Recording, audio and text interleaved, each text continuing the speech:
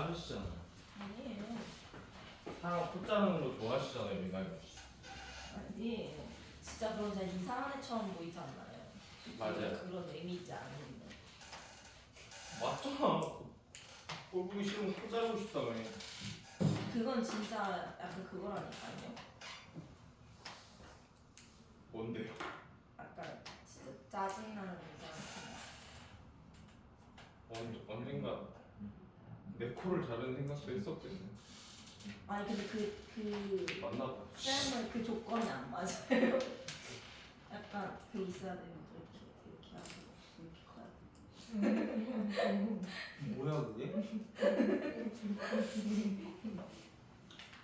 일상생활 어떻게 하세요? 아, 잘하고 있죠. 거짓말하지 마세요. 안 잘하고 있어. 맨날 떡 먹고, 맨날 떡 사 먹고 휘영청에서. 그 진짜 맛있어요. 맨날 휘영청에서 백설기 사 먹고. 백설이 아니라 인절미라니까요. 아 그게 뭐가 달라? 그거는. 사용 인절미. 아 걔 거기서 그렇게 팔아? 네. 아닐 거야. 아니 하윤 언니가 말 좀 해요. 맞잖아. 하윤이는 떡 안 사 먹잖아. 맨날 사 먹는데. 뭔 소리야? 안 사 먹어. 지 진짜 입맛 할머니잖아. 아, 뭔 소리야? 누가 봐도 윤하경인데. 네? 입맛 할머니 이거. 아니에요. 알았어요. 네. 네 할머니 하시고요. 네? 자 김철수 꽃 얘기를 하다가 끝난 것 같은데 오른쪽에 있는 필기가 어느 정도 돼 있는 거 보니까 하다 말았나 봐요. 어떤 얘기를 한 거지? 특징 부분에 있는 거는 체크가 조금 덜 돼 있는 것 같으니까 거기서부터 보면 될 것 같아요. 간절한 어조라고 적혀져 있는 거 체크하시고 옆에다가 청유형 어미라고 쓰시면 돼요. 청유형 어미. 여기까지 했어요. 아 했어요? 아 인식의 주체 점층적 확대까지 얘기한 건가요? 네. 아 그럼 그냥 바로 들어가서 보면 되겠네요. 자 미리 그냥 스포를 하고 갈게요. 여기 꽃이라는 게 의미 있는 존재를 상징한다는 거.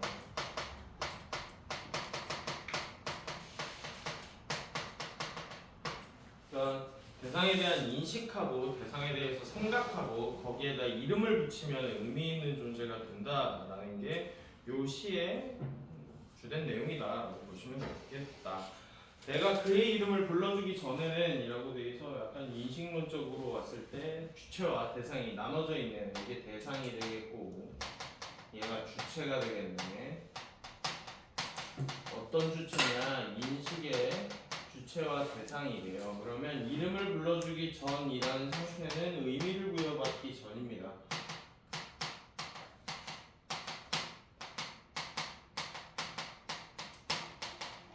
그래서 명명하는 행위에 대해서도 얘기를 했어요. 이름을 지어 부르는 행위에 대해서도 얘기를 했어요. 이름을 아무거나 지어 부르진 않잖아요. 윤하경한테 유승철이라고는 지어 부르지 않는다고요. 윤하경에게 잘 맞는 이름을 갖다가 붙여줘야겠지. 뭐 벌렁코라던가 뭐 이런 걸 갖다가 붙여줘야지. 잘 맞는 거. 그래서 의미를 부여받기 전의 상태가 이름을 불러주기 전이고. 그래서 그는 다만이라고 여기 부사어 사용하고 있는 것도 확인을 할게요. 부사어를 사용하면 부사어는 대체로 서술어를 수식하는 기능을 해요. 그러면 화자가 얘기하고자 하는 거는 당연히 서술어에 들어가 있단 말이에요. 그래서 서술어를 강조하는 기능을 해준다. 그래서 그는 하나의 몸짓에 지나지 않았다랑 그는 다만 하나의 몸짓에 지나지 않았다랑 좀 더 말이 세지죠. 그래서 여기 하나의 몸짓은 의미를 부여받기 전이니까 의미 없는 존재입니다.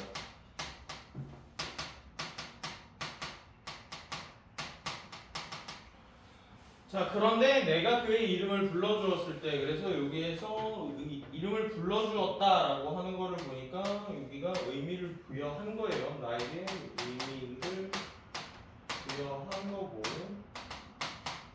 그는 나에게로 와서 뭐가 되었대요? 꽃이라는 의미 있는 존재가 되었다라고 했어요. 그래서 꽃이 의미 있는 존재라는 거 위에 썼으니까 내려가도 되겠죠?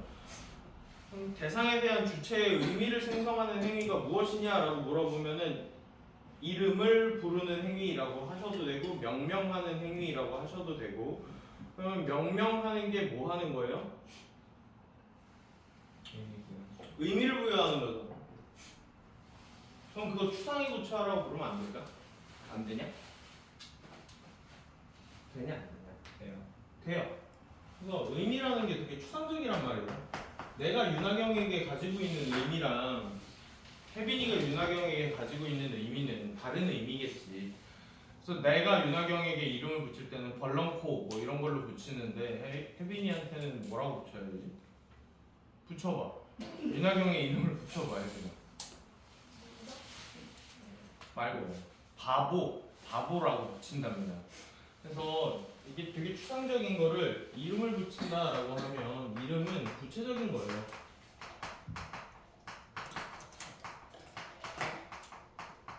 그래서 추상의 구체화가 돼요. 사실 추상의 구체화를 여기서만 찾아라라고는 아마 학교 선생님도 안 하실 거예요. 모든 게 추상의 구체화라는 걸 알고 계실 거기 때문에. 자, 되었다라고 하고 넘어갈게요. 내가 그의 이름을 불러준 것처럼 해서 여기 지구법이 들어가 있고, 그러면 내가 이름을 불러준다라는 구체적인 행위를 좀 추상적으로 원래 작가가 하고 싶었던 걸로 바꾸면 의미를 부여해준 것처럼 이렇게 된 거네요.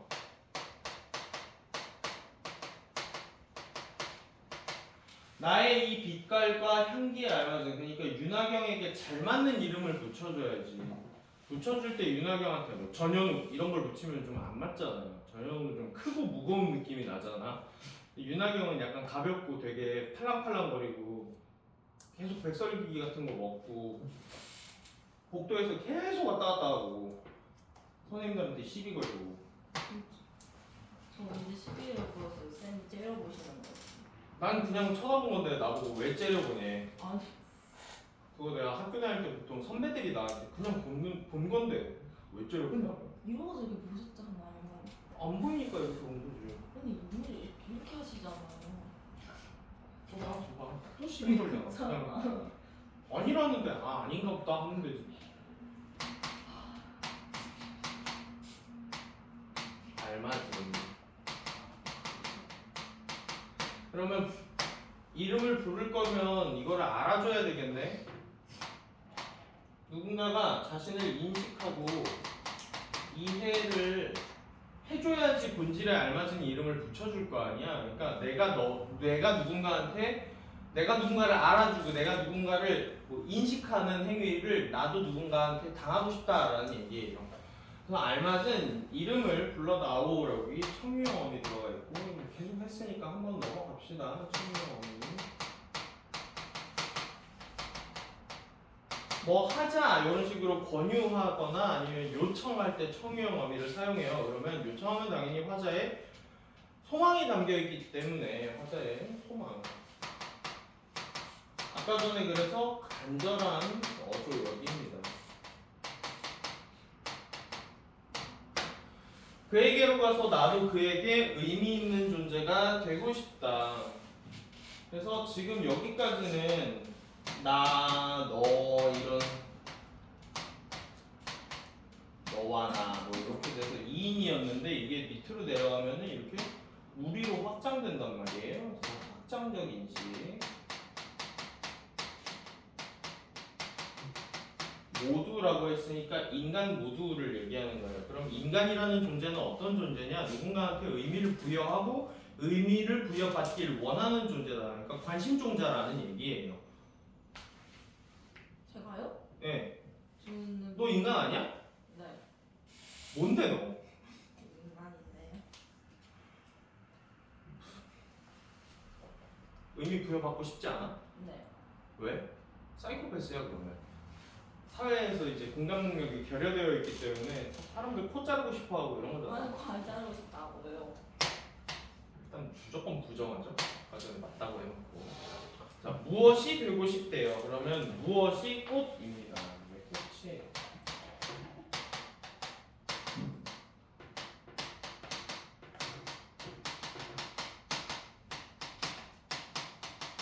의미 있는 존재를 얘기하는 거고, 너는 나에게 나는 너에게. 그냥 우리 편하게 합시다. 서로. 이거 문법 틀렸지? 이티 어지다 했으면 이중피동이잖아. 시적 허용이죠. 경매 안 할 거지 니네. 넘어간다. 그래서 잊혀지지 않는 하나의 눈짓이 되고 싶대요. 그러면 하나의 눈짓도 요겁니다. 꽃이랑 똑같은 의미. 그래서 제가 앞에 개관을 좀 길게 깔아놨기 때문에 이해하는데 크게 어려울 건 아니에요. 근데 인식론에 대해서 수업을 못 들으신 분은 저한테 말씀하세요. 제가 인식론 수업을 따로 깔아놓은 게 있거든요. 찍어놓은 게. 왜 째려봐. 나 뭐 잘못했어. 병 쳐다본 거예요. 사이코패스. 왜 좋아해 병근아? 병근이 왜 좋아하는데? 좋아해? 나 좋아하는데. 절대 아니라고? 또 그렇게까지 거절을. 절대 아니야. 왜? 난 너 좋아하는데? A형. 이성적인 좋아함을 얘기하는 거야. 너 엄마 좋아해? 너 그럼 엄마 이성으로 생각하고 좋아하는 거야? 아빠 좋아해? 너 그럼 게이야? 미친놈 아니야. 근데 그럴 수도 있지. 나 게이야?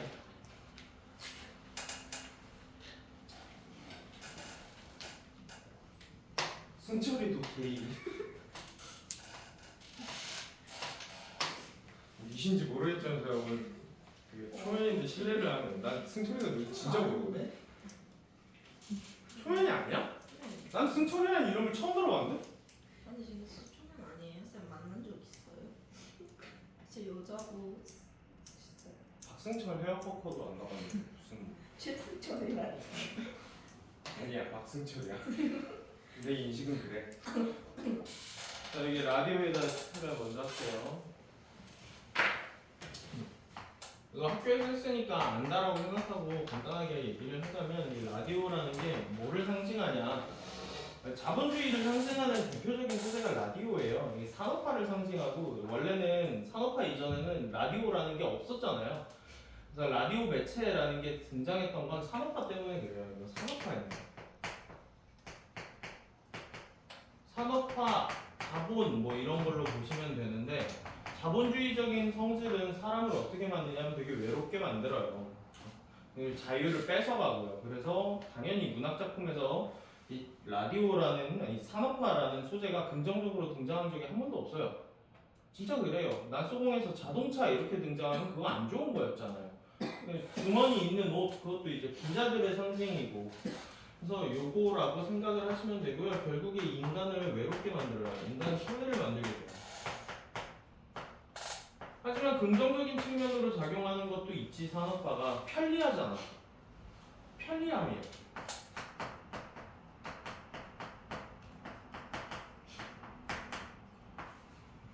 그러니까 뭐 내가 원할 때는 아무 때나 이렇게 켜가지고 만날 수 있고 내가 이제 좀 귀찮아지면 그냥 다시 단추 눌러가지고 꺼버릴 수도 있고.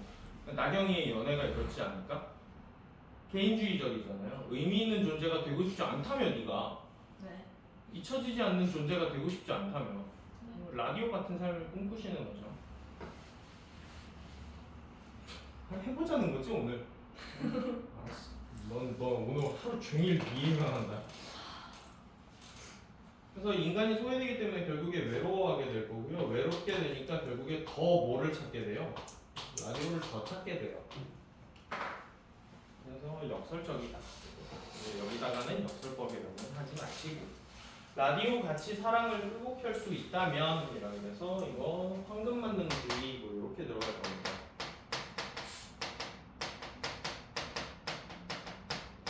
물질주의죠.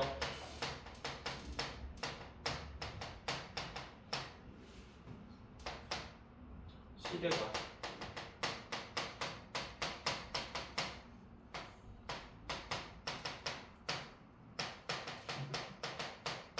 양상을 보여주는 거고. 그래서 이러한 시대가 지금 니네가 사는 시대지? 그래서 이게 현실이에요. 그럼 이 장정일 씨는 이 현실에 대해서 부정적인 인식을 하고 있네요. 이걸 비판하고 싶은 거니까요. 현실 비판적이네. 현실 비판적인 시다라고 보시면 되겠다. 그래서 오른쪽에 제재기관이 있을 거예요. 풍자적이다라는 거에다가 좀 체크를 하시면 돼요. 비꼬는 내용이 들어가거든요. 김춘수의 꽃을 변용해서 이거를 약간 비꼬아서 패러디한 시라고 보시면 됩니다. 그리고 SNL이 많이 하는 게 다 풍자죠. 그래서 뭔가를 베껴와가지고 약간 다르게 만들어서 그거를 이제 비꼬는 식의 개그를 많이 치죠. 풍자적이고요. 비판적이다는 것도 뭐 그냥 보고 넘어가시면 되겠다. 라디오가 현대인의 사랑이고요. 옆에다가 그냥 이퀄 표시 해주시면 돼요. 붙어 있잖아요. 네, 이퀄 표시 해주세요. 쉽게 만나고 쉽게 헤어지는 현대인들의 경박한 사랑이라고 되어 있는데 편의주의적인 인간관계를 얘기하는 겁니다. 편리함을 통해서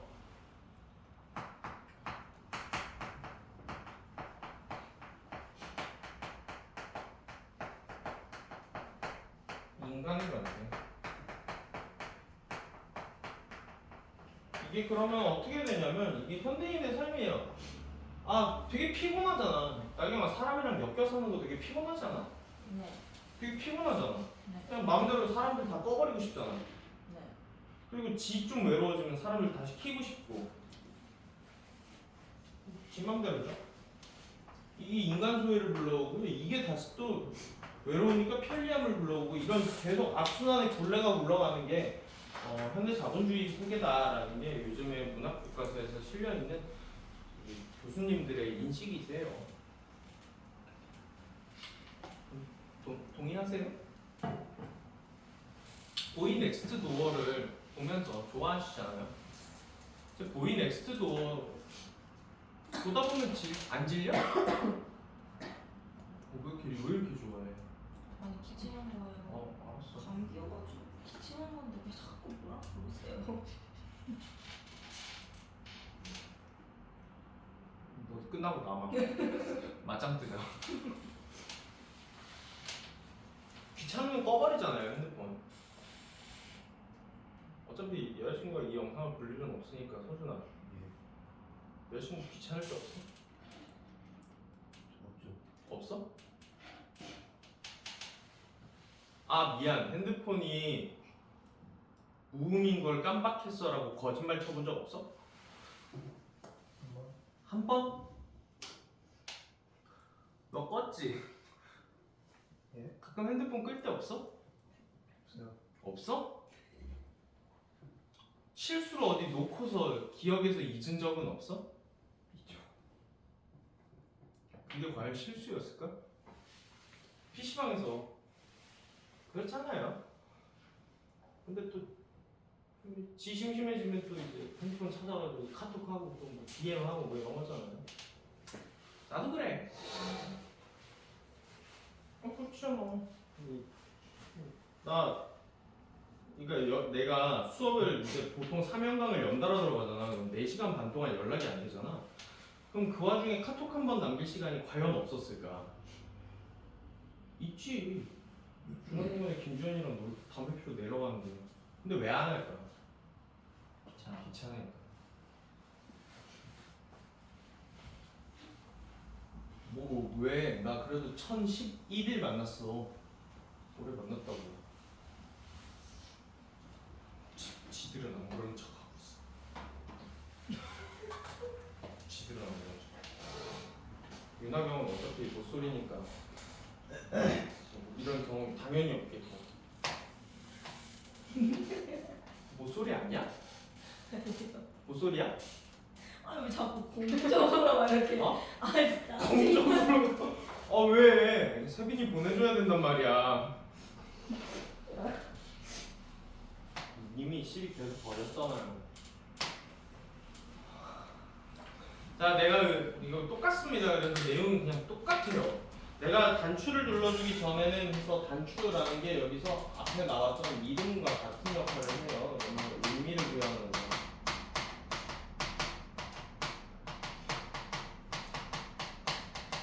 그는 다만 똑같아요 형식도 하나의 라디오에 지나지 않았다면 하나의 라디오는 의미가 없는 존재입니다.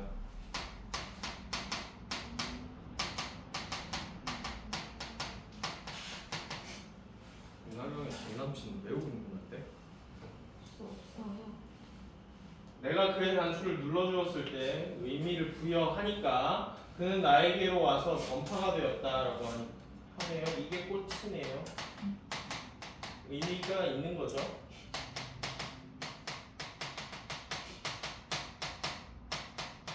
의미 있는 존재가 됐어요. 와서 내가 그의 단추를 눌러준 것처럼이라고 하는 것도 똑같죠. 그래서 여기도 마찬가지 지규법이고 누가 와서 나의 굳어버린 핏줄기와 황량한 가슴속 여기다가 좀 묶으세요. 자, 현대인들의 특징이에요. 그럼 이미지부터 확인할게요. 핏줄기가 굳어버렸다라는 거는 생명력을 잃었다라고도 볼 수 있겠네. 생명이 없네. 그럼 현대인들의 인간관계는 생명력이 없는 인간관계야. 그러니까 죽어버린 인간관계를 얘기하고 싶어서 이렇게 표현을 하셨을 것이고, 그 다음에 황량한 가슴이라고 하는 거 보니까 텅 비어있네요. 외롭겠네요. 그래서 뭐 외로움, 고독. 고독에 자 버튼을 눌러달래요. 버튼을 누르는 행위는 아까 위에 나왔던 단추가 버튼인 거죠. 그러면 생각을 하고 누르는 거야? 생각 없이 그냥 누르는 거야? 외로운 생각 없이 그냥 누르는 거야. 근데 뭐 강아지 이름 지어줄 때 생각하면 그냥 아무거나 붙이지는 않잖아. 그 강아지에 대한 인식을 하고 잘 어울리는 걸 붙여주는 행위는 꽤나 깊은 사고가 필요한 건데 그냥 아무 생각 없이 이거 하는 거예요. 그에게로 가서 나도 그의 의미 있는 존재인데 이 의미 있는 존재가 진정한 의미가 아닙니다.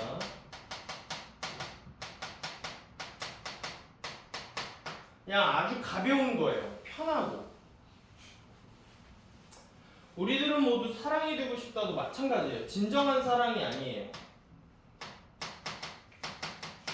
편의주의적이고 가볍고 끄고 싶을 때 끄고 켜고 싶을 때 켤 수 있는 이라는 수식어가 있기 때문에 이거라고 단어 내려도 됩니다. 마음대로.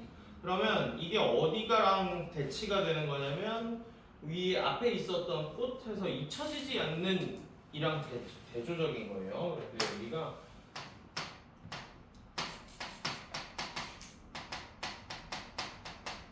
여기랑 대조적인 여기랑 대조되는 부분이다 보시면 되고요.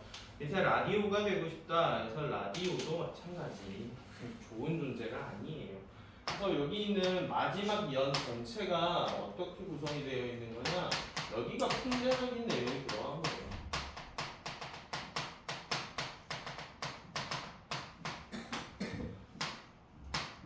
그러니까 이게 너무 쉽고 해서 그냥 넘어갈 수도 있는데 그러면은 좀 의미가 없잖아요. 풍자라는 거에 대해서 조금만 더 얘기를 할게요. 나온 김에 나중에 너희들 수능 볼 때도 써먹을 수 있는 얘기도 해줘야 될 거 아니야? 풍자는 기본적으로 뭘 깔고 갔니? 언제, 야, 너네 풍자 어디서 배웠어? 제일 먼저 풍자를 배울 때? 고등학교 1학년 정상적으로 끝났으면 춘향전에서 배웠다는 걸 아셔야 되는데 현실 비판적인 의식이 기본적으로 깔려있다라는 거예요.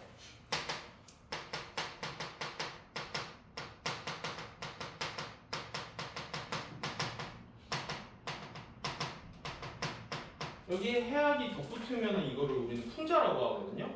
그러면 해학을 왜 할까 또 생각을 해보시면 이게 우리 납작납작 할 때도 얘기를 했단 말이에요. 납작납작 할 때 슬그머니 웃고 간다고 돼 있어요. 그러니까 별로 힘없이 웃고 가는 건데 서민은 원래 뭐 할 수 있는 게 없어요. 그래서 조선 후기의 대표적인 특징이 풍자라고 얘기하는 게 양반 계층에 대한 풍자 뭐 이렇게 들어갈 것이고 여기도 뭐 비슷합니다. 현대인들에 대한 풍자다 이렇게 보시면 되겠다. 그래서 이게 답니다. 여기까지 해가지고 꽃이랑 라디오 같이 뭐 끄고 켤 수 있다면 돼 있는데 학교에서 아마 프란츠 카프카를 조금 얘기를 해주시고 넘어갔을 거예요. 이거 어려운 거 아니니까 너네들도 그냥 눈으로만 봐도 돼요. 가르쳐 드릴게요. 자, 이게 프란츠 카프카의 시인데요. 이게 앞에 있는 라디오에서 현실 비판적이고 황금만능주의적인 시각을 읽지 못하면 얘가 동떨어져 보이거든. 근데 어차피 라디오가 산업화를 통한 물질적인 것에 사람들이 치중하고 있는 현실을 비판한 시란 말이에요. 그걸 읽고 읽으면 아 이거 왜 달아났는지 알아요. 이것도 마찬가지예요. 물질만능주의 비판하는 거예요.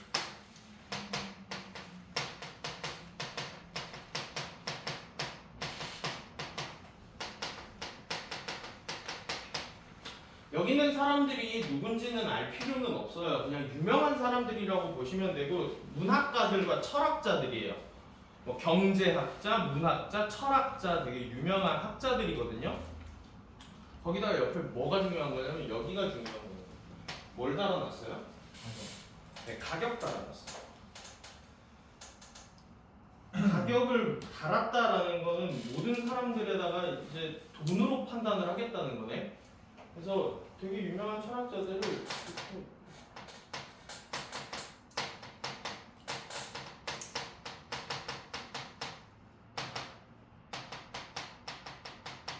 물질적인 가치로 환원하고 있다 이렇게 해도 되죠? 물질 가치로 환원시켜버린 거죠. 긍정적으로 여기겠습니까? 교과서에서? 당연히 이거 부정적으로 생각하겠지. 당연한 거고. 자, 그래서 밑으로 내려가시면 시를 공부하겠다는 미친 제자와 앉아 가장 값싼 커피를 마신다. 프란츠 카프카라는 가장 값싼 커피를 마신다라고 했네요. 그러면 이 시를 공부하겠다라는 행위가 어디에선 의미가 없냐면 자, 니네 문예 창작가 나오면 밥 벌어먹고 살 수 있어? 니네들 문과 왜 안 가려고 하는데? 시험 안 돼서. 취업 안 된다는 게 돈 못 번다는 얘기랑 같은 말이지. 너네들도 이렇게 살고 있는 거 아니야 그러면? 너네들도 이렇게 살고 있는 거잖아. 시를 공부하겠다라는 건 문예창작학과라고 그냥 생각하시면 돼요. 이거 돈벌이가 안 돼요. 물질적인 가치가 크지 않아요.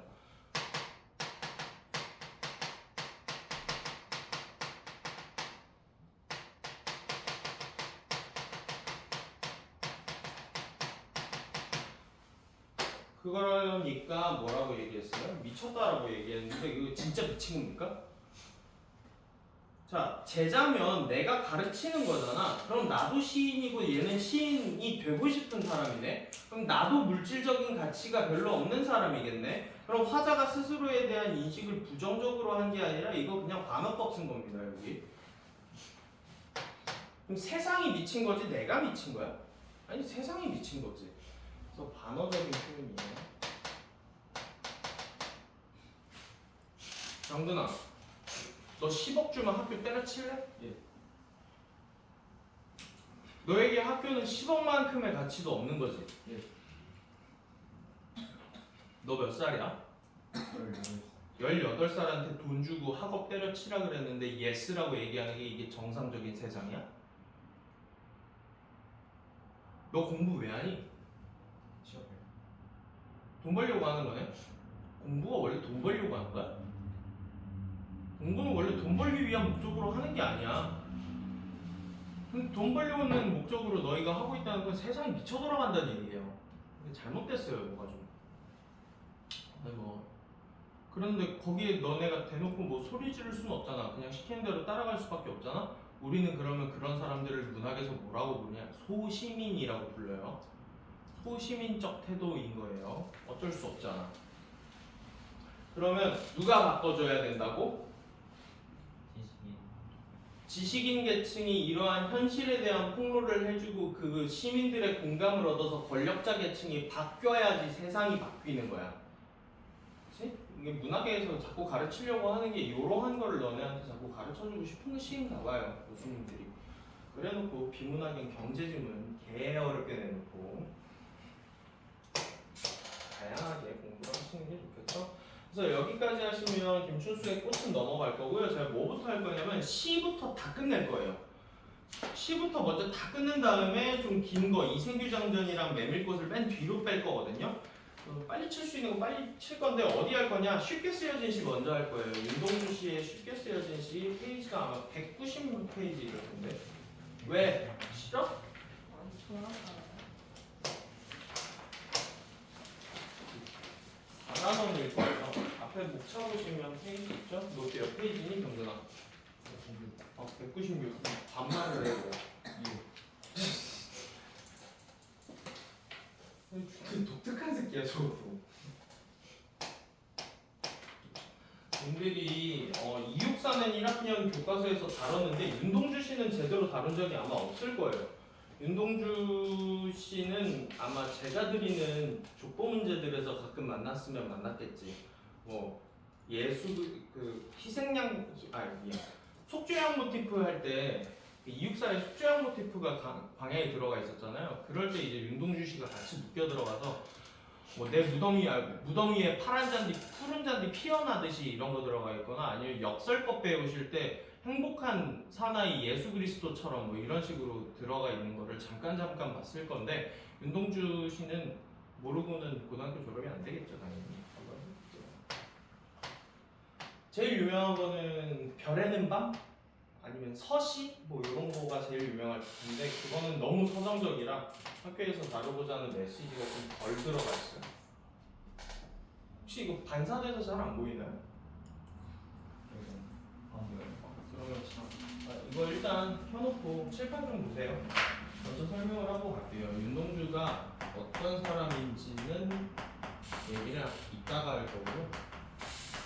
윤동주 씨는 약간 장르라고 생각하시면 돼요. 이 사람이 썼던 시가 굉장히 많은데 불구하고 오래 살지 못했잖아요.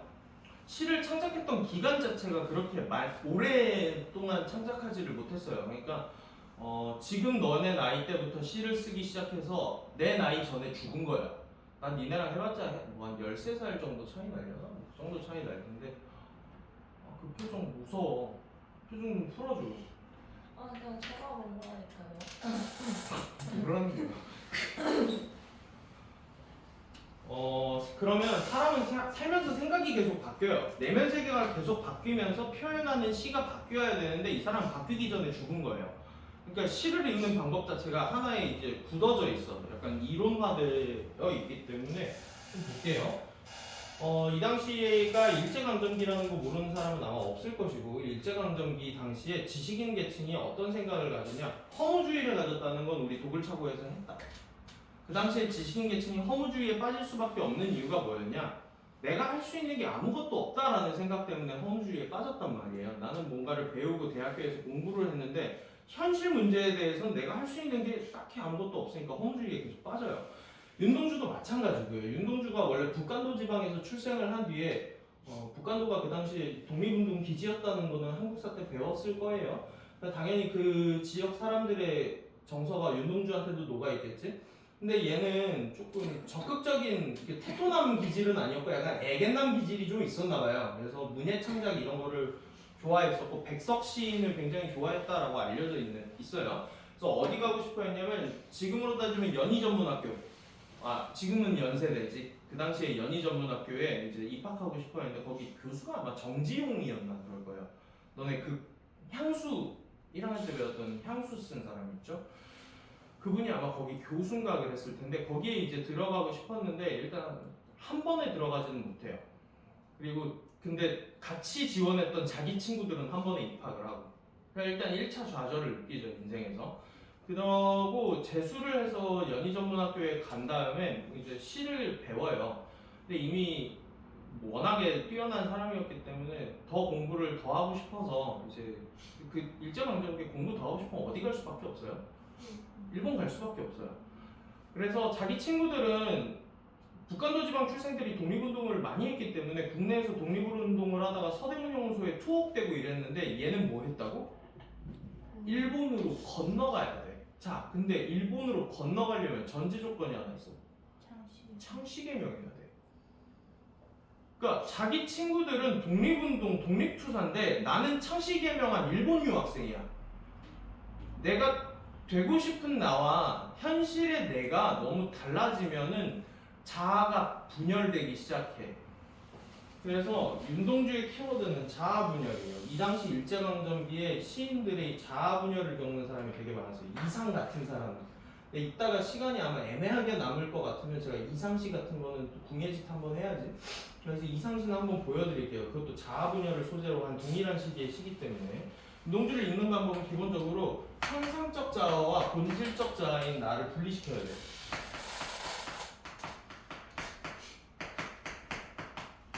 현실의 나와 되고 싶은 나를 분리시킨다는 거예요. 이상적 자아라고 할게요. 천천히 쓰세요. 듣고 쓰셔도 돼요. 이따 쓸 시간 드릴게요.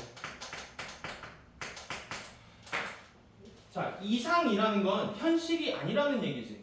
되고 싶은 이라니까 미래라고 보면 되겠네. 미래적인 나네. 그럼 현상은 지금 현실을 얘기할 것이고, 그러면 조금 더 이해하기 쉽게 풀면은 지금의 나고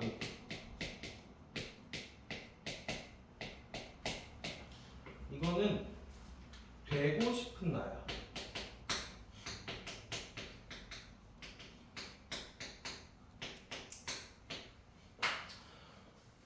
그냥 윤동주가 아마 꿈꿨던 건 이육사 같은 삶을 꿈꾸지 않았을까?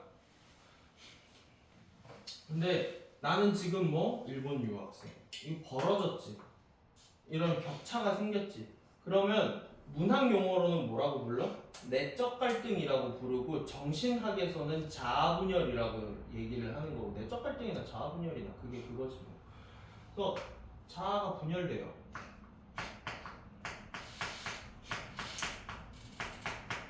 내적 갈등을 겪는 건데.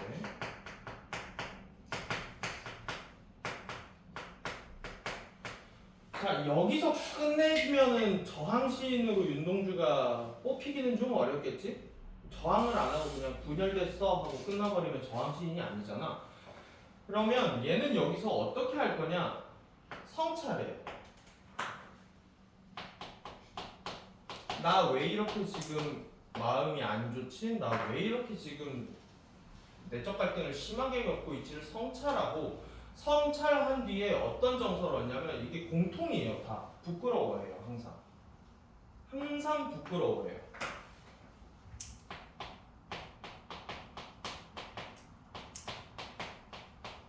아 부끄러워하고 끝나도 별로 완성적이지는 못해. 그냥 내면 얘기하고 끝나버리는 거잖아. 그러면 더 긍정적인 방향으로 나아가려면 어디로 가야 돼? 미래를 얘기해 줘야 될 거 아니에요. 그래서 미래에 대한 의지를 가져요. 미래에 대한 의지.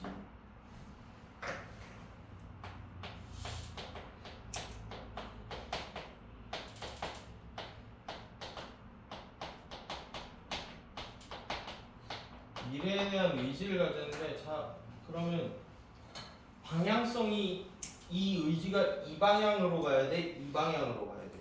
이 방향으로 내려와야지 이게 미래에 대한 의지지. 그래서 결국에 현상적 자아가 미래지향적인 이상적 자아로 나아가기 위한 과정을 내면 과정을 서술하고 있는 게 이 윤동주 씨의 특징이에요. 이거 다 이렇게 읽혀요. 근데 이미지를 좀 더 중요시한 게 별에는 밤. 그 다음에 가족적인 얘기를 좀 더 많이 한 게 서시. 근데 어쨌든 이 키워드는 다 들어가 있어요. 과거에 대한 그리움을 자꾸 회상하는 건 현실이 부정적이기 때문에 과거에 대한 회상을 하는 거예요. 지금 마음에 안 드니까 자꾸 옛날을 그리워하는 거야. 마찬가지. 혹시 그리워하는 사람 있어, 유나경? 아 없지? 미안해 없지. 넌 그리워하면 안 되지 지금 누구. 난 그리운 사람이 있단 말이야. 지금 마음에 안 드는 이렇게 얘기하면 잣든 그만해야겠다. 너 목소리잖아. 째려보지 마. 자 그래서 이렇게 윤동주를 읽으면 되는데 자 이거 너네가 외우려고 들면은 한도 끝도 없이 외워야 돼. 그냥 원리를 이해하고 가는 게 편해요. 자 스스로가 스스로에 대해서 긍정적인 생각을 해요. 스스로가 현실에서 지금 부정적인 생각을 하고 있다고. 자아에 대한 부정적인 인식이 여기 깔려요. 부끄러움이라는 정서에서.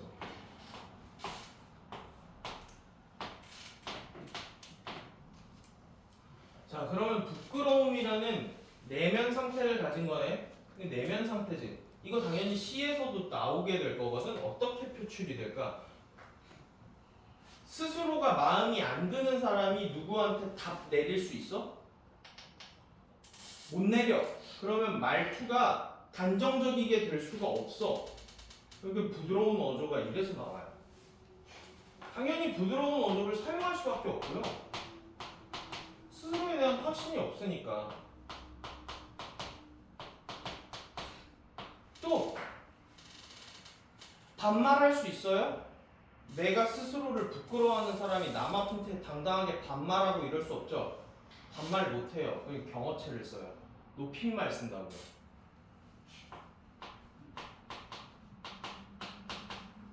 당연한 거예요.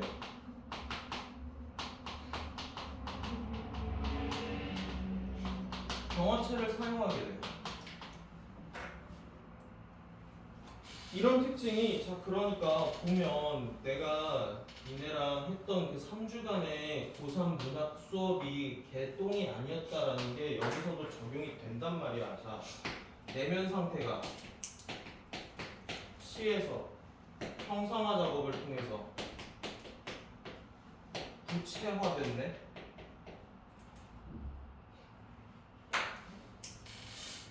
원래 독해할 때 이렇게 독해해야 돼요. 아, 얘는 왜 경어체를 쓸까? 왜 자꾸 부드러운 말투를 쓰지? 아, 스스로에 대한 확신이 없었기 때문에 이런 말투를 쓰겠다. 그러면 성찰이 끝나고 나서 이제 미래에 대한 의지를 가졌으면 이때부터는 단정적인 어조를 사용하겠네. 근데 유추가 가능하다고요. 미래지향적인 얘기를 할 거기 때문에 될 거야 라고 하고 끝날 거기 때문에 단정적인 어조를 사용하겠지. 자, 하나만 더. 그러면 중간에 어디에선가 바뀌겠네, 내용이. 부끄러움의 정서에서 의지적인 정서로 여기가 지금 정서가 바뀌는 부분이 있다는 거잖아. 시상전환이 이루어지는 거잖아요. 그러면 이 시상전환을 또 유추할 수가 있어요. 아, 이쯤에서 시상전환이 일어나겠네. 자, 찾아보세요. 눈으로 찾아보세요. 지금 시 읽으면서 어디서 시상전환 됐는지 눈으로 찾아봐. 내용이 갑자기 바뀌면 시상전환이거든.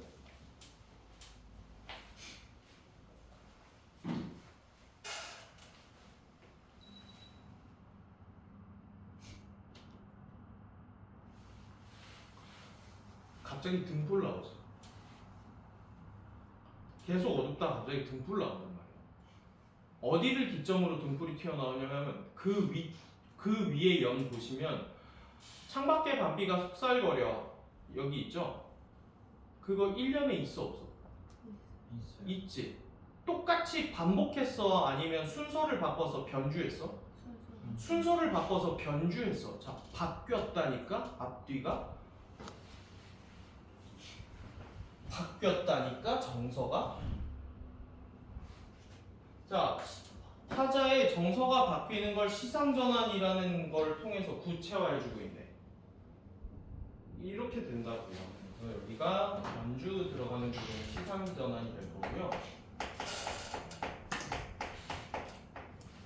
그러면 자아분열이고 현실에 대해서 부정적인 인식을 할 때 이미지를 색채 없이 쓸 거야? 아니면 그냥 어둠의 이미지 갖다 박을 거야?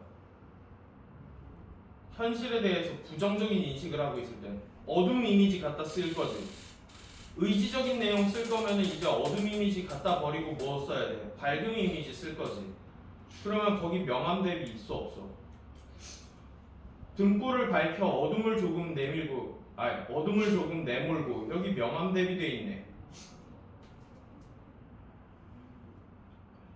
이렇게 편하죠? 이러면 이렇게 되게 편해져요. 자, 그러면 하나만 더 미리 얘기를 하고 가자면 화해하는 부분이 나올 거란 말이에요. 자아가 분열돼 있다가 하나로 통합되는 과정을 거칠 건데 이 방향으로 통합이 될 거죠. 그러면 여기 보세요. 이게 되게 많이 학교에서 출제하는 부분이 여기에요. 누가 누구한테 내밀 거냐는 거야. 둘 다 난데. 먼저 악수를 요청하는 쪽이 누가 돼야 되는 거야? 이상적 자아가 앞에 나와야 되는 거야. 그래서 여기가 이상적 자아가 나와야 되고요. 여기가 현상적 자아가 나와야 돼요.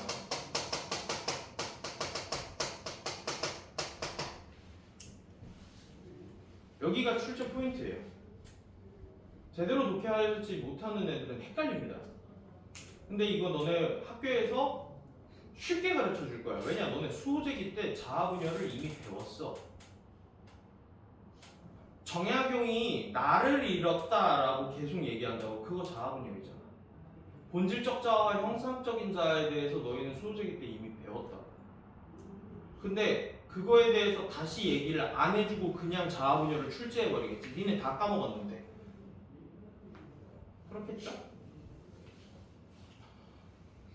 자, 이제 가서 볼게요. 그리고 하나만, 뭐 조금만 더 알려드리자면 윤동주에 대해서 언제 죽었어요? 광복 몇 개월 앞두고 죽어요. 되게 안타깝게 광복 몇 개월 앞두고. 혹시 어떻게 죽는지 아시나요? 생체 실험 당했다고 하는데 유가족 이게 시체를 인계받지 못했기 때문에 정황상 증거로 생체 실험을 당했을 가능성이 굉장히 높은데, 자, 일본 유학을 그래서 결국에 진행을 하다가 사촌 동생이랑 같이 가요. 유학을. 원래 사촌 동생인가 사촌 형인가, 그러니까 나이 또래가 비슷한 사촌이랑 같이 일본에 유학, 교토대로 유학을 갔다가 먼저 누가 잡혀 들어가냐면 사촌이 먼저 잡혀 들어가. 그 다음에 윤동주가 잡혀 들어가는데 얘네가 이미 뭐를 세워놨냐면 귀국 플랜을 세워놨어. 이미 조선으로 다시 귀국하려는 플랜을 세워놓은 상태에서 잡혀가거든. 근데 그 당시에 일본이 생체 실험을 꼭 중국인, 중국인, 한국인한테만 한 게 아니라 얘네 자국민한테도 했어. 그러니까 일본에 있는 형무소에 있는 죄수를 상대로 한 실험 결과가 나중에 밝혀지게 되는데 윤동주 팬이 그걸 밝혀요. 일본에도 윤동주의 팬이 있어, 일본인인데. 그리고 자기가 했었던 과오를, 야, 일본 다 나쁜 사람들 아니잖아. 자기가 저질렀던 과오에 대해서 반성하는 사람들도 있단 말이에요. 자기 나라가 했었던 그거 잘못했다라고 하면서 밝혀지는데, 자국민들을 대상으로 뭐 실험을 많이 했어요. 피를 빼고 식염수를 대신 집어넣는 이런 실험에 동원됐을 가능성이 굉장히 높다라고 전해는 집니다. 그래서 당연히 그러면은 유가족한테 시체 주겠어요? 시체 인계를 안 하겠죠? 그래서 시체를 인계받지 못합니다. 그렇게 상황하시는데, 이거 그림을 너무 못생기게 그려놨는데 실제 사진 보시면 이거보다 훨씬 잘 생겼어요. 넘어갈게요. 이러면 C 이제 바로 내려오면 되죠. 맞춤법까지는 얘기 안 할게요. 뭐야? Y랑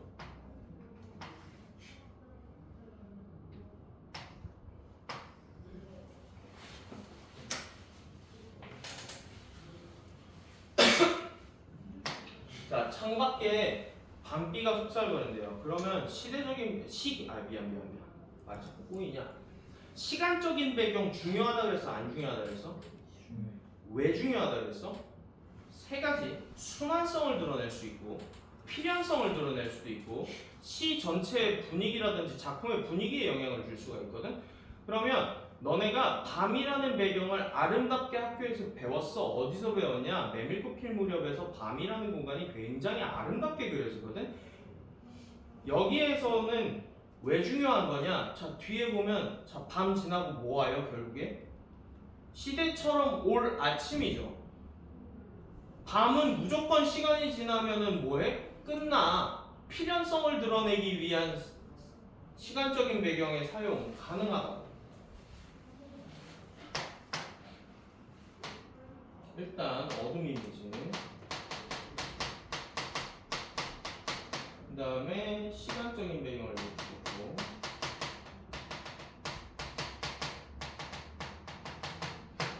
육첩방은 남의 나라라고 되어 있는데 육첩이 뭔지 모를까봐 간단하게 알려드릴게요. 병근아, N이 좋아하지? 아씨, 거짓말하지 마. 아니야. 거짓말하지 마. 좋아할 거잖아. 좋아하잖아. 좋아한다고 해. 예. 귀칼 봤어? 아씨, 귀칼 본 사람. 아, 귀칼은 오타쿠 아니잖아. 안 봤어요. 봐라. 쉽게 쓰여진 시를 볼 때가 아니야. 무한성 열차가 곧 극장판이 개봉하는 날. 무한성이 지금 개봉하는 날. 20 28일도 안 남았어. 봤냐? 왜 아무도 안 봐? 윤학경 봤지? 그냥 안 봐요. 그런 거라고 얘기하면 내가 뭐가 돼? 아이, 뭐 본 거 없어 일본인이? 에이씨, 원피스는 바람이가 안 나오는데. 극장판 이제 개봉하니까 가서 보세요. 무한성이라고 일본의 이제 성이 배경으로 나오는데, 일단 그 오타쿠 같으니까 그만 얘기하고. 혹시 다다미라는 거 아세요? 다다미가 뭐예요? 네, 일본 전통 방식의 이제 바닥재를 쓰는 다다미라고 하는데 사이즈가 얼마나 하냐면 다다미 한 장이 요거 두 개 합친 것만 할 거다. 요거 두 개 합친 것만 할 거예요. 그러면 요 정도 사이즈 되는 거거든. 요 정도 사이즈. 이거 6개 깔아놓은 방이면 넓은 방이 아니네 일단. 그럼 화자가 뭐 어떤 감정을 느낄까? 남의 나라 와가지고 되게 좁은 방 안에 갇혀있네. 답답하겠네. 그러면 내가 만약에 학교 선생님이면 자 6이라는 구체적인 수치를 사용했단 말이죠.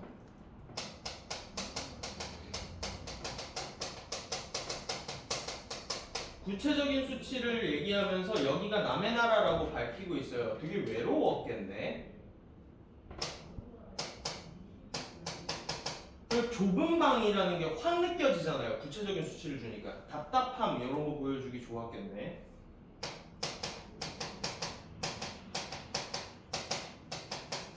답답하다는 것도 현실에 대한 부정적인 인식이 있으면 대체로 답답하죠. 뭐 할 수 없고 답답하고 남의 나라 외로움 답답함 뭐 낯선 다 됩니다. 아이고. 상관없어요. 부정적인 정서 다 집어넣어도 크게 틀린 거 아니니까. 넘어와서 시인이란 슬픈 천명인 줄 알면서도 한 줄 시를 적어볼까 이렇게 했어요. 그러면 윤동주 본인이 시인이라고 얘기했는데 시인이 뭐라고 여기는 거예요? 천명은 하늘이 내려준 운명인 거잖아요. 그러니까 운명적인 거예요.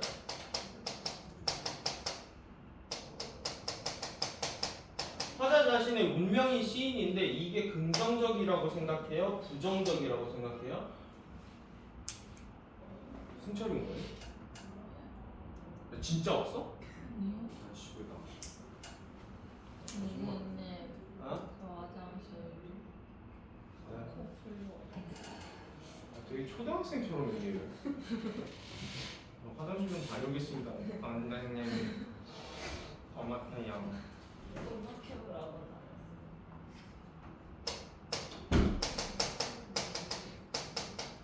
그러면 지금 자신의 운명에 대해서 슬프다라고 얘기했으니까 긍정적으로 생각하는 게 아니네. 부정적으로 생각하고 있네. 그러면 왜 이럴까? 왜 이렇게 부정적으로 생각할까? 자신의 운명에 대해서. 일단 현실 부정 의식도 있을 텐데 시인이라는 직업의 특징을 뒤에 가면은 나올 텐데요. 대학에서 노트를 끼고 늙은 교수의 강의를 들으러 가는 게 시인이 하는 일이란 말이야. 그리고 육첩방 다다미방에서 글이나 끄적거리고 있는 거예요. 그러니까 현실에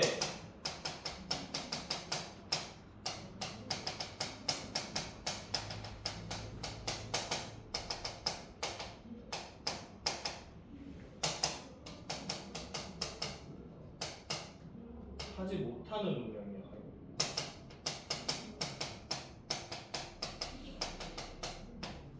이거 가지고 얘기하는 거야.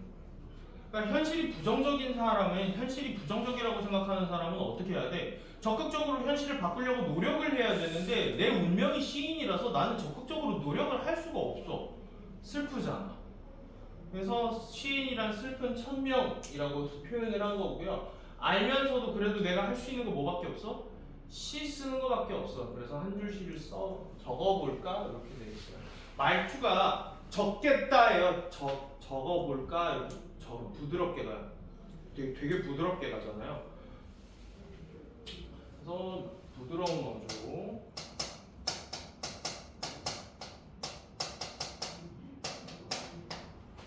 당당한 떳떳한 행위가 아니라는 얘기죠. 시 쓰는 행위가. 땀내와 사랑내가 포근히 풍긴 보내주신 학비 봉투를 받아서 자 그러면 여기에서 후각적 이미지 사용하고요. 그러면 부모님이 일본 교토대학교에서 유학 가는 게 저렴한 학비는 아니었을 텐데 자취까지 해야 되고 그래서 부모님이 보내주신 이제 사랑을 뭘로 표현한 거예요? 후각적 이미지로 좀 구체화한 거예요.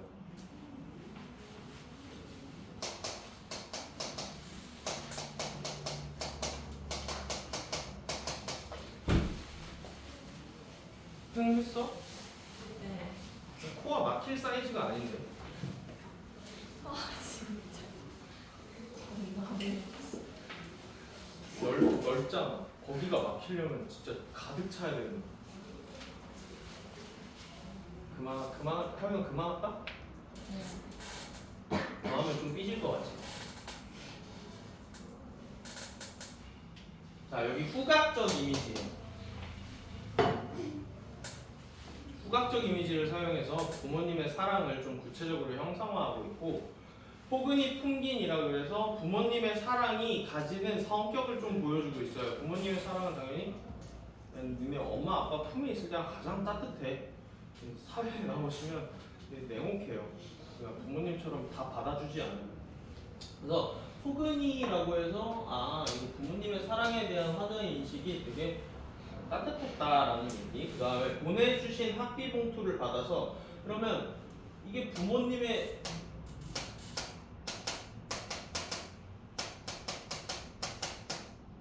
노력인데 부모님이 나를 보내주시기 위해서 노력하신 걸 텐데 나는 그거 가지고 뭐해? 대학 노트가 아니라 대학 노트야. 약간 읽어볼게. 내가 그냥 어조를 상상해서 좀 집어넣어 볼게요. 땀내와 사랑내가 포근히 풍긴 우리 어머님이 주신 학비 봉투를 받아서 대학 노트를 끼고 늙은 교수의 강의를 들으러 간다. 이게 약간 마음에 안 드는 거거든. 노트라고 했으면 그냥 되게 감정이 안 느껴지는데 노트라고 했으니까 약간 비꼬는 말도 느껴지잖아요.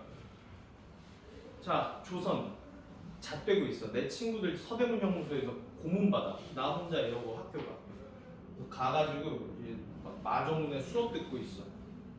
막 미적 풀고 있어. 내 친구들 막 죽어나가고 있는데 나는 마정문에 미적분 강의를 듣고 있어. 미적분이 이 세상에서 살 때 뭐에다 쓴 거예요?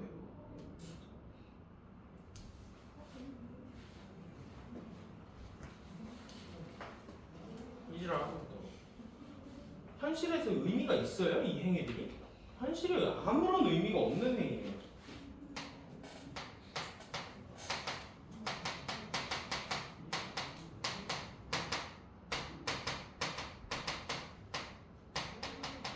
현실과 동떨어진 현재의 삶이에요. 부모님의 노력을 받았으면 의미 있는 행위를 해야 되는데 이게 의미 없는 짓거리를 하고 있다고. 내가 맨날 니네한테 혼내는 게 뭐야? 니네 공짜로 학원 오는 거 아니라니까. 와가지고 생각하고 배워가야 된다고. 부모님이 보내주신 사랑내와 땀내가 포근히 풍긴 학원비를 냈으면 받아가야 될 거 아니야. 멍 때리고 갈 게 아니라. 근데 그러니까 됐어요. 잔소리 너무 많이 하면 또 개꼰대라고 뭐라 할 거라서 그만할게요. 자, 그리고 이것도 그냥 쓴 게 아니야. 자, 늙었다라는 거는 무슨 얘기냐? 어떤 사람을 늙었다고 하니? 뱅그나.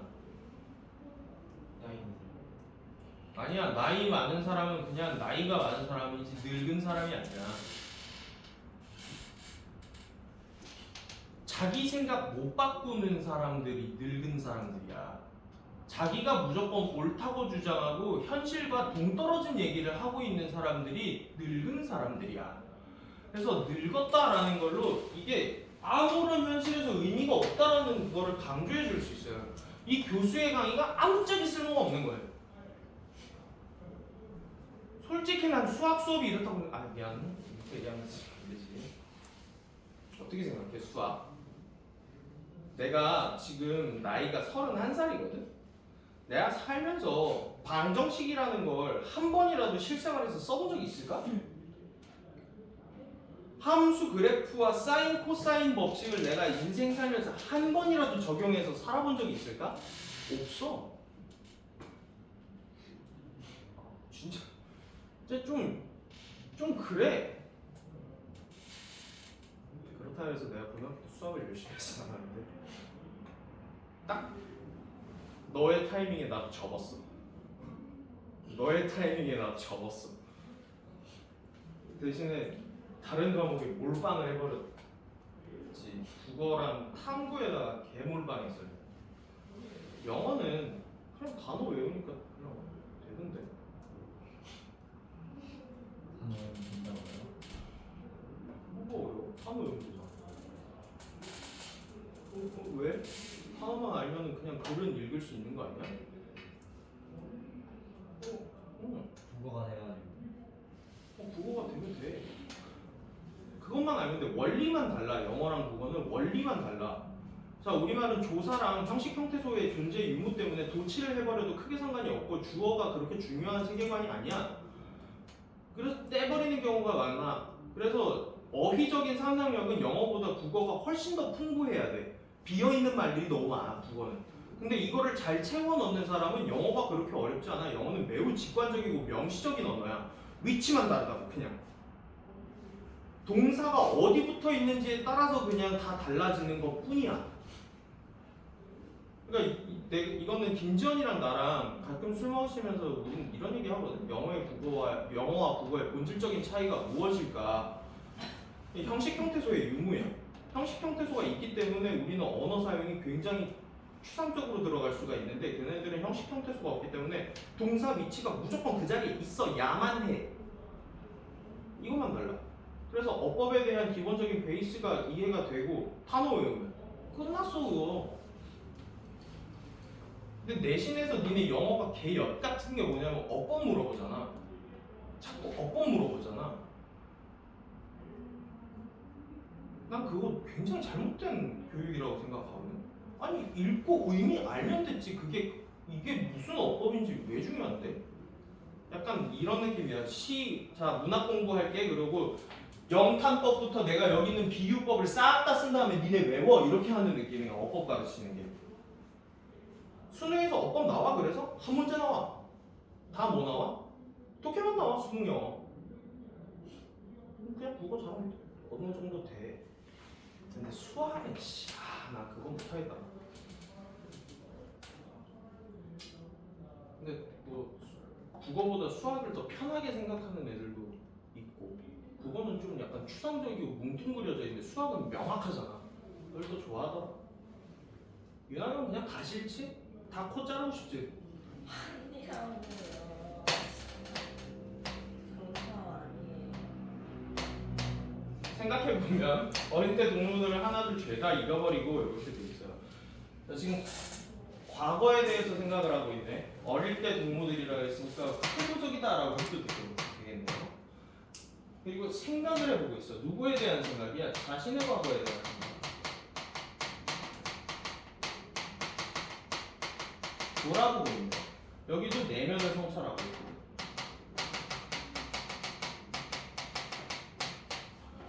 자, 어렸을 때 친구들이 하나 둘 잃어버리고요.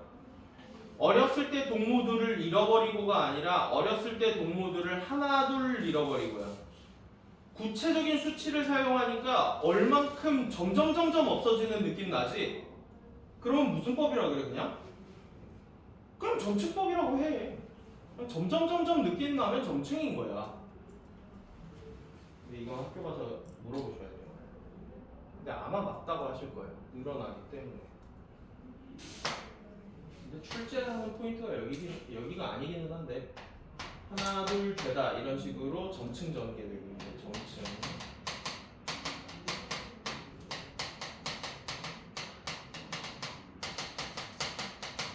구체적 수치와 점층법을 통해서 화자의 뭐를 보여주고 있어? 잃어버렸대. 상실감 이렇게 들어가면 되겠지?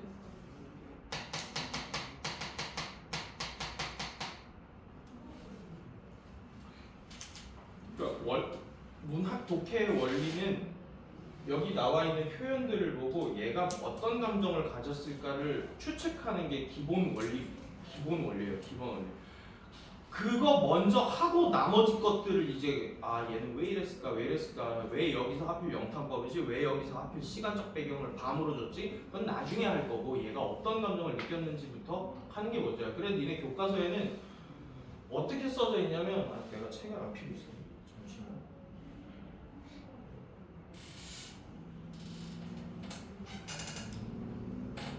이게 교사용 교과서거든요. 얘는 자습서랑 똑같은 거라고 생각하시면 돼요. 여기 파란색 글씨로 나와 있는 거 보시면 이게 전부 다 그냥 화자의 감정만 나와 있지.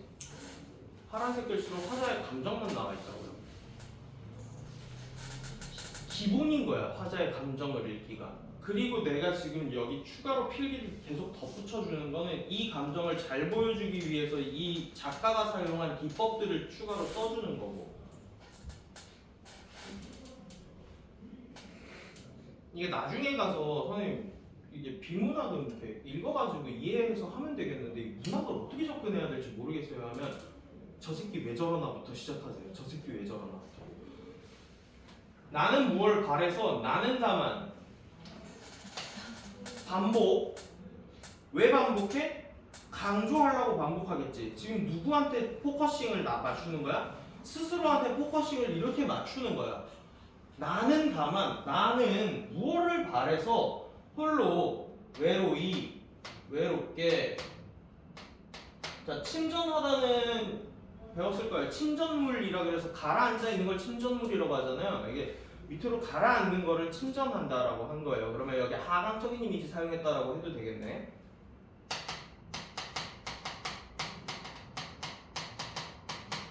자 그럼 감정의 고조야 감정이 다운되는 거야.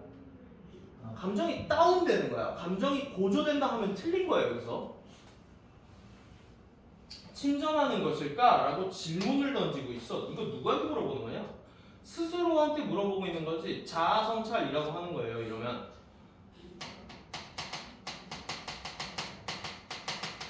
이거 안 배웠어? 배웠어? 니네 수호제기에서 자아성찰하면서 자문자답의 방식이 사용됐다라는 걸 배웠거든. 넘어가서 자, 사람의 삶은 살기가 힘들다는데 라고 했으니까 이게 현재 사람들이 하는 말이야. 요즘 사람들은 인생 살기 힘들다고 얘기하는데 나는 어때? 너무 쉬워. 난 너무 쉬워 사는 게. 그러면 여기서 화자가 생각하는 게 정확하게 직설적으로 들어가요.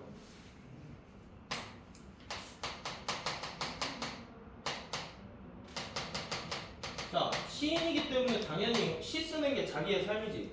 자기의 삶에 대해서 부끄럽다라고 얘기하고 있네. 그러면 스스로에 대한 인식도 부정적이네. 반성하고 있다라고 봐도 되겠네. 나의 부정적임을 스스로 인식함. 이게 반성이잖아.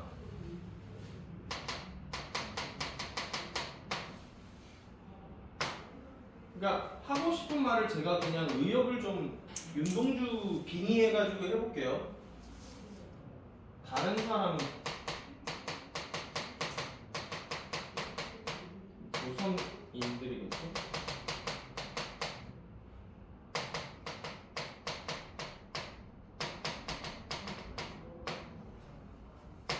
어렵게 사.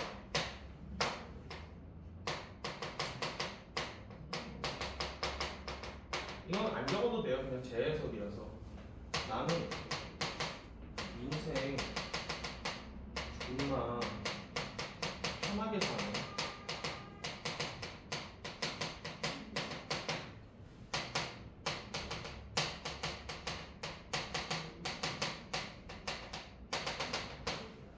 이런 느낌.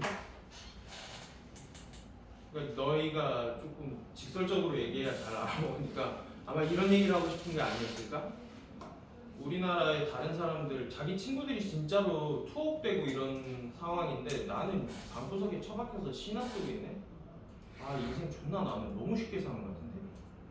쪽팔린다. 이 느낌이에요. 부끄러운 일이다라고 했어요. 자, 원래 이렇게 단정적인 어조를 잘 쓰는 사람이 아닌데 단정적으로 얘기했다라는 건 이거 확실하다는 얘기거든. 100%란 얘기야. 윤동주도 뭐에 대해서 확신하고 있는 거야? 내 삶이 부끄럽다는 거에 대해서 강한 확신을 가지고 있는 거야. 100%라는 얘기예요. 여기 뭐까지 찍어놨어? 온전까지 찍어놨어요. 이거 맞아 라는 얘기예요. 그럼을 느끼고 있고 넘어가서 자, 반복하죠. 육척방은 남의 나라 창밖의 밤비가 속살거리는데 순서가 바뀌었어요. 앞뒤가 바뀌었어요. 그러면 뭐 내용도 바뀔 가능성이 있어요. 그리고 뒤에 보니까 등불을 발표하면서 밝음의 이미지를 준단 말이에요. 이런 거 들어가면 그냥 뭐라고 생각하면 돼요? 여기서 뭐가 일어났다? 여기서 시상전환이 일어났다. 어떻게 일어났는데?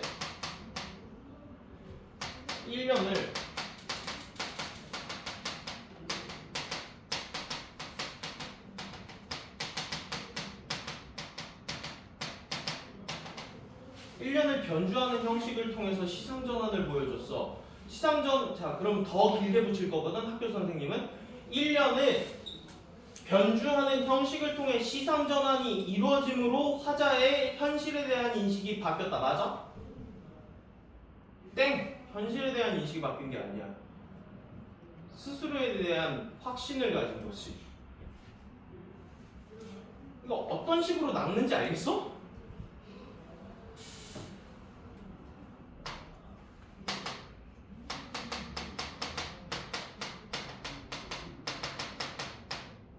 화자의 내면이 바뀐 거야.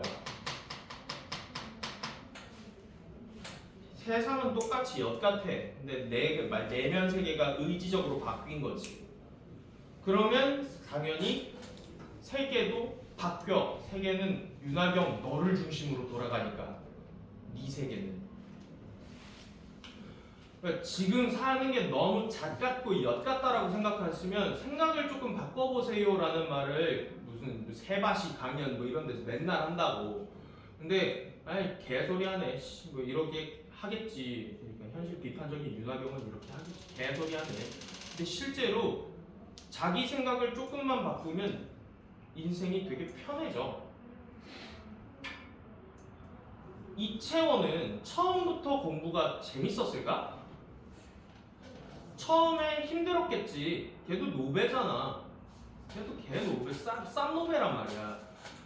그런데 걔는 어떻게 생각을 했냐면 처음에 그래서 70몇 점 받고서 아 이렇게 하면 안 되겠다 하고 열심히 했더니 100점이 나왔어. 재밌는데. 그리고 한 번 올라오니까 이제 내려놓기 싫지. 계속 하는 거야. 그러니까 계속 잘해. 결국에는 좋은 방향으로 바뀌는 거잖아요. 그러면 세상이 9등급제에서 이채원에 맞춰진 거야? 이채원이 그냥 자기 생각을 바꾼 거야. 이채원이 자기 생각을 바꾸니까 세상이 그냥 맑아 보이겠지. 걔는 1점대 초반인데 뭐 세상이 어둡겠냐? 존나 밝겠지. 자, 생각이 바뀌니까 이미지도 바뀌어요. 화자의 내면이 바뀌니까 시에 표현되어 있는 이미지도 바뀌어요. 여기 밝음의 이미지죠.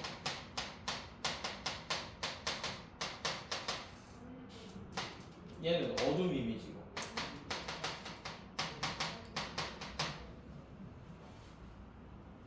개소리라고 있네 라고 하겠지만 실제로 그래요. 헤어지면 날씨 아무리 좋아도 헤어지고 슬픈 일 있으면 날씨 아무리 좋아도 인생 작같고요. 고백 성공한 날은 날씨 아무리 역 같아도 비도 예뻐 보여요. 원래 그래요. 명암 대비 이렇게 돼 있고요. 자, 어둠을 조금 내몰고 시대처럼 올 아침이래. 그러면 시대는 시간이잖아. 이건 필연성이라고. 자, 봐봐. 앞에서 밤 줬지.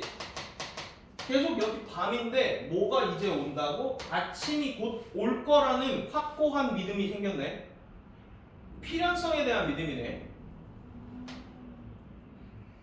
필연성.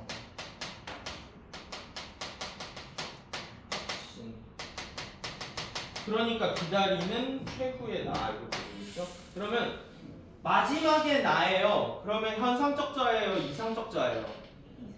이상적 자예요. 왜? 마지막은 현재가 아니니까. 마지막은 미래니까. 미래의 나예요. 그러면 이거 이상적 자. 그래서 이상적 자가 현상적 자에게 손을 내밀었다라는 거는 화합하자라는 얘기네. 우리 자아분열 끝냅시다라는 얘기고, 그래서 눈물과 위안으로 닿는 최초의 악수랍니다. 그러면 이게 화합이 되겠죠? 그러면 뭐가 끝났어요?